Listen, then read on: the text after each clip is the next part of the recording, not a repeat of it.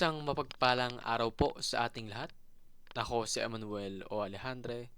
Ito ang aking daily devotion ngayong December 1. And malapit na naman magpasko, ano?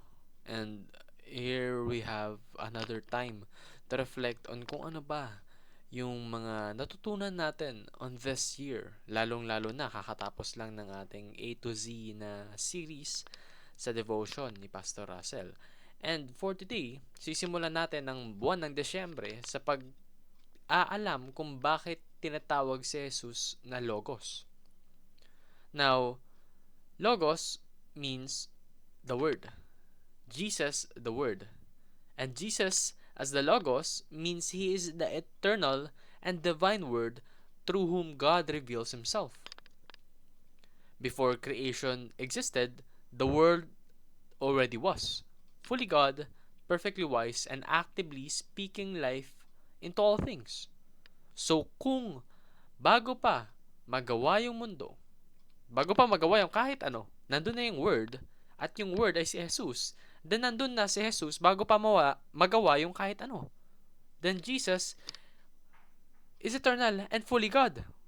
And as the Logos, Jesus shows us God's heart, God's truth, and God's plan of redemption. So, hindi lang po merely messenger of God's word si Jesus. He is God's word Himself, made known, the ultimate revelation of who God is and how He saves. Sabi nga sa John chapter 1 verses 1 to 3, in the beginning was the Word, and the Word was with God, and the Word was God. He was with God in the beginning. Through Him all things were made. Without Him nothing was made that has been made. So, proclaim that Jesus is the Word, and the Word is God. Therefore, Jesus is God. There is nothing to be confused about. There is nothing to have a misconception of. Klarong-klaro, ang Panginoon natin ay si Jesus. At si Jesus ay ang salita. At ang salita ay Panginoon. It's a very, very good cycle, no? Na nag-explain talaga ng existence ni Jesus. And therefore, another fact is the Word is the agent of creation. Sabi nga sa mga binasa nating verses, through Him all things were made. So, through Jesus, through the Word of God, ginawa ka.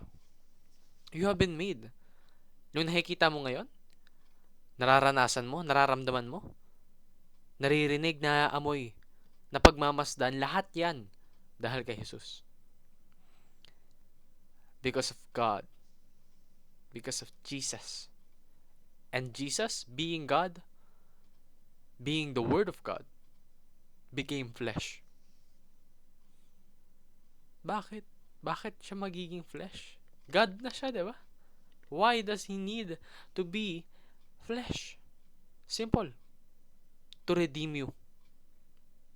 For God loves you. Jesus loves you.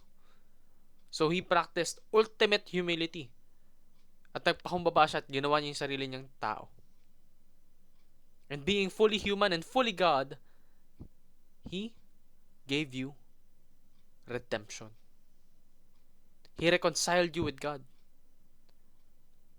So what must you do in response? First off, grow in your relationship with Jesus. Alamin mo kung sino siya. Talagang intindihin mo kung ano yung ginawa niya para sa'yo. And have fellowship with Jesus and His church. These are the things that we must do in response to His love.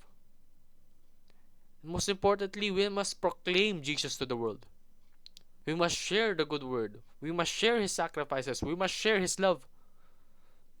And in doing so, we will honor His name.